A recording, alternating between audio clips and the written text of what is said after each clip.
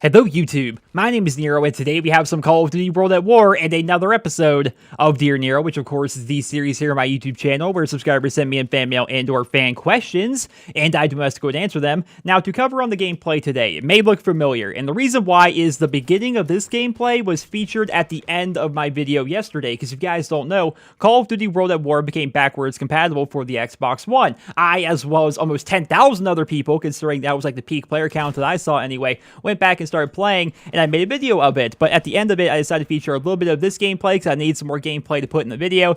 But there's definitely a lot more to this particular match. I want to share that with you guys in this episode of Dear Nero. Without further ado, let's hop into the questions. The first of which is going to be coming in from Blaine from Kentucky, who's going to write, Dear Nero, why don't you think PlayStation is making games backwards compatible? So Blaine, feel free to correct me in the comments, any of you guys that are big PlayStation fans, because I'm not. Like, I have a PS4, but I turn it on once every couple of months to try out the new DLC, and that's basically it, right? I don't use my PlayStation for anything. So those of you guys that are in the know, please let me know in the comments.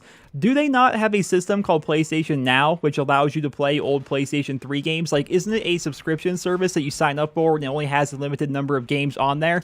But to my understanding, not Call of Duty for some reason. I find that to be very odd, and I wonder why PlayStation is not making Call of Duty games backwards compatible, because I think that's what Blaine was specifically asking, is why aren't Call of Duty games becoming backwards compatible similar to the Xbox One? On the Xbox One, we have COD4, we have COD3, we have World at War, and we have the original Black Ops. But for some reason, PlayStation, which does have the exclusivity deal with Activision in regards to the Call of Duty franchise, they're not making games backwards compatible. I find that to be very interesting. You think that they would if they could, so we're going to have to see if they ever actually do it in the future.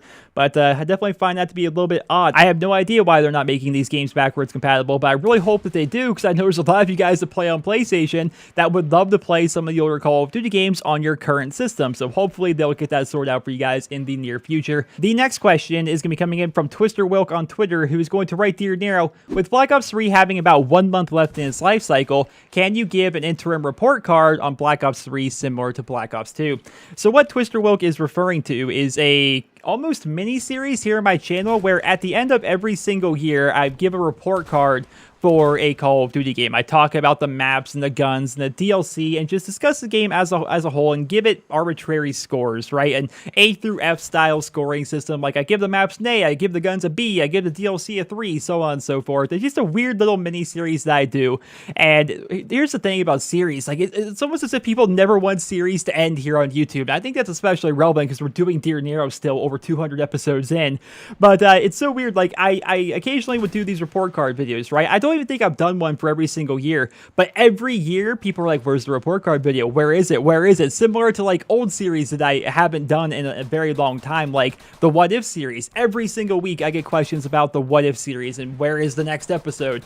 The What If series was literally like 4 or 5 videos I made in like 2014, maybe 2013. It's a very long time ago, where I would just discuss random things like, what if humans didn't need sleep? What if the zombie apocalypse actually happened? It was like 4 total videos like 3 years ago, but people still to this day, when's the next episode? Where's What If? Whatever happened to What If? Same thing goes for my Sunday Sit Down series. It was like a series I did like maybe a year ago, maybe 2, I think 1 year, where I would just sit down on Sundays and just talk about my week, talk about the news and what's going on, and just basically just bullshitting about random things, right? And it lasted for 4 episodes. In the description of the 4th video, I said this is gonna be the last episode of Sunday Sit Downs. The series really isn't going anywhere. There's really nothing to do with it. I'm just like, yeah, I tried it. You know, you win some, you lose some. Some are hits and some aren't, and this is one of those ones I think is kind of a dud, so I'm not going to continue it. And still to this day, people are like, where's Sunday Sit Downs? You know, where happened to that? Like, I feel as though I could make a series of me blowing my nose every single Wednesday, and people would be like, where's that series? Where's the blowing the nose video? It's Wednesday, it's time for it to come out. It's so weird how series work here on YouTube. But yes, you can expect to see a Black Ops 3 report card sometime before Infinite Warfare comes out. The next question, he's going to write, Dear Nero, do you think Call of Duty would be better if it had the same amount of guns that Battlefield has or stayed with just a few? Lewis from Liverpool.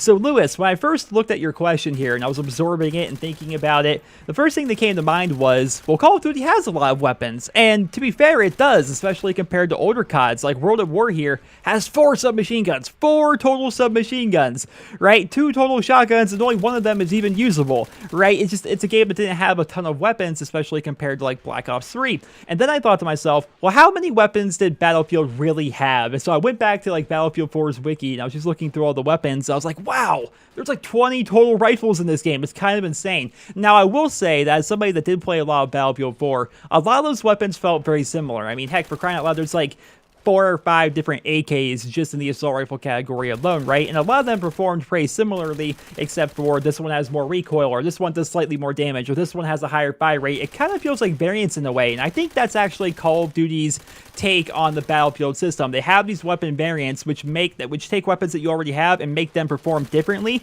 We saw it in Advanced Warfare. We're going to see it in Infinite Warfare with the crafting system. So I think that's kind of Call of Duty's take on the entire system, although I will say variety for the sake of variety is fine by me. If the next Call of Duty game wants to have 30 different assault rifles and 20 different submachine guns, I'm all for that. Even if they perform pretty similarly, just having different guns that look different and sound different makes you feel like you're playing around with something different, and it's fun to try out something new, which is what we saw in Black Ops 3 with all the DLC weapons. Like, regardless if the DLC weapon was even one that you really liked, it was still fun to play around with a new gun. Like when the FFAR came out, the return of the FAMAS, like everybody was excited to play around with the brand new FAMAS, and even though it was terrible, like a very, very bad gun before they buffed it, it was still fun to play around with a new gun. So variety for the sake of variety, I think, is a good thing. So if they want to continue adding more weapons to the Call of Duty franchise every single year, I would be all for that. The next question, he's going to write, Dear Nero, do you have any updates on your computer situation? I know you mentioned there are some difficulties with it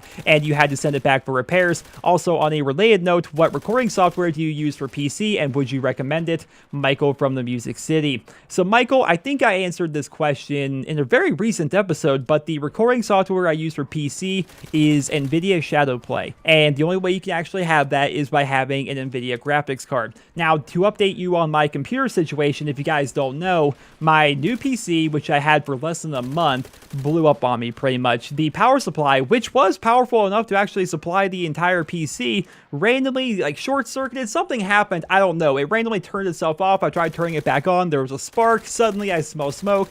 The power supply fried. It also fried my motherboard as a result. I sent it back. I got an email confirmation a couple of days ago letting me know that it arrived at their warehouse and that they're going to be working on it. The representative said it's going to take anywhere from 7 to 10 days on average. So I guess I'll update you guys when I learn more. Just right now, all I know is I sent it off to them. They received it, and I'm awaiting an email from them to let me know if they fixed it, if they found out what was wrong with it, and just giving me an update, basically. So I'll update you guys as I get updates. The next question is going to be coming in from Andrew on YouTube, who's going to write, Dear Nero, with all the talk about Modern Warfare Remastered, do you think that the Call of Duty community will think that there isn't much to do in the game? Most of the COD community is used to having a lot of kill streaks, attachments, and guns. I love COD4, but I feel as though most players will feel there isn't much in the game. And Andrew, that's pretty much true. Like, I think that a lot of people are going to go back and think to themselves, like, wow, this game is very basic, but I don't think that's really going to take away from the game, because Call of Duty 4 was a revolutionary game, so good at the time anyway, that people oftentimes played it for 2 years straight. Like, a lot of people tried out World at War, didn't really like it that much, then went back to Call of Duty 4. It was a very big, popular game.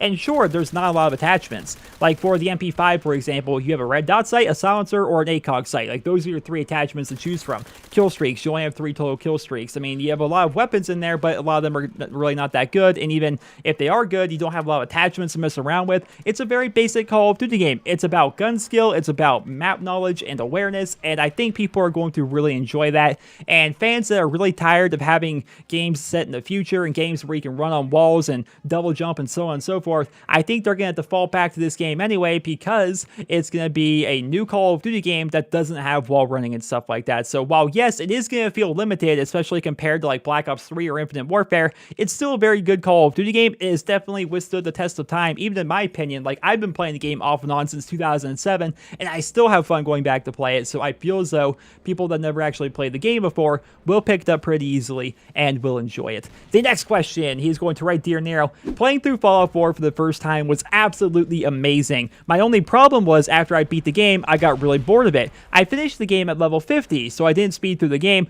but I was annoyed how there felt like a lack of quests to complete after you beat the game. My question is, do you feel the same way about Fallout 4? And if you do, what would you change to make the game better? Cam from Vancouver. So Cam, I have not had that issue with Fallout 4 whatsoever. Now, I will say I've been playing through all the DLC, and of course the DLC adds a lot of extra content to the game, but how you find new things to do in Fallout 4 is by exploring. Once you beat the main story, you're not going to have some guy say, hey, go here and do this. You need to explore, and then things are going to happen to you. Like if you go into Diamond City, for example, and I promise you guys I'm going to avoid spoilers here, but you can talk to like a guard in Diamond City, and they'll say, hey, I heard something up there at the Witchcraft Museum, and then you get a new marker on your map, and bam, suddenly you have a new quest. You go find where the Witchcraft Museum is and do the entire thing there. Or if you just continue exploring, like I stumbled upon a town that was full of ghouls, absolutely full of ghouls, but there was like a hidden treasure underneath that city. There was a whole bunch of quests and stuff like that, and it was just by stumbling across it. Like I was actually trying to record a DLC video, and I was just running to my objective, and suddenly I stumbled upon this city, which has a bunch of stuff in it and lots of really cool things to do. So the thing with Fallout 4 is you have to explore to find things to do. It's not going to say, okay, you beat the game, now go do this or go do this. You kind of have to make your own fun by exploring, working with your settlements, and finding stuff to do on your own.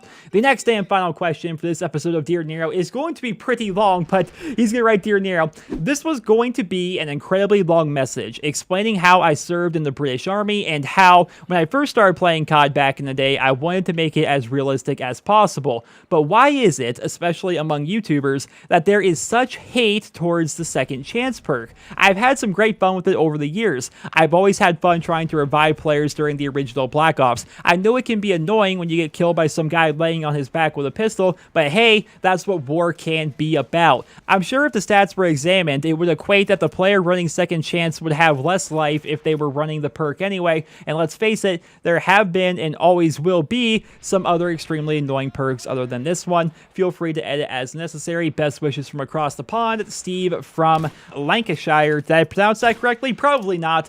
But first and foremost, Steve, thank you for your service. Even though I don't live in your country, thank you so much for your service in the military. Now, I did not actually feel the need to edit your question whatsoever, although I do have a question as to what you meant by this. I'm sure if the stats were examined, it would equate that the player running second chance would have less life if they were running the perk anyway. I'm not exactly sure what you meant by that, but why do people hate second chance, especially here on YouTube? The reason why I hate it, and if you like it as a realism thing, fine, like that works for you, but I mean, second chance hasn't been in Call of Duty for the past couple of years anyway, so it doesn't really bother me. But when I go back to play World at War, when I go back to play COD4, I definitely see a lot of people running it.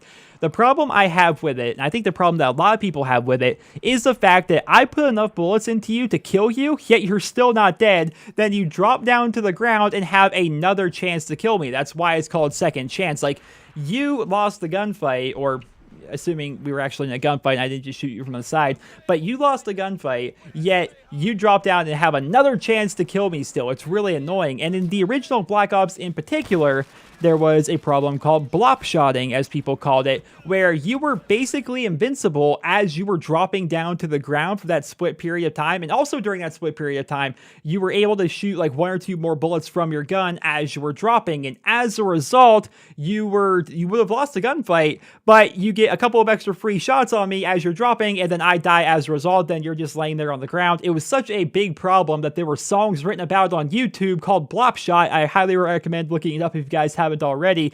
But yeah, it was a really annoying thing. Like, I won the gunfight, yet you win the gunfight because of this blop shot mechanic that happens. It's annoying. And sure, it did feel cool being able to revive your teammates, but for me personally, I just don't feel as though that belongs in a Call of Duty game. Like, it works well in a game like Battlefield, but in a COD game, if somebody dies, they should die. They shouldn't just, be able to go back down on the ground and have another chance at it and then be revived. I mean, it's already annoying enough that people are dropping down into Last Stand in World at War, and then my teammates are taking my kills from me. Like, that's already annoying enough. I don't like the perk. I don't like the perk whatsoever. I could say the same thing about Martyrdom. I don't like that, how people poop out grenades when they die, but those are perks of Call of Duty years past. I don't think we're going to see them in the COD franchise going forward, just because they're crutch perks that kind of reward bad players for being bad. It's like, you died? Here, poop out a live grenade. You died? Well, lay on your back and have a second shot with your pistol. It's like, that's hand-holding, in my opinion, so that's why I don't like those perks. But that, ladies and gentlemen, is going to conclude this episode of Dear Nero. If you guys would like to submit your questions for the next episode, simply tweet me on Twitter at NeroTweets using hashtag Dear Nero, or alternatively, you guys could message me on YouTube here via the personal message system. But ladies and gentlemen, that is going to conclude the video. I hope you guys all enjoyed it. Drop me a rating, and I hope you guys all have a wonderful day.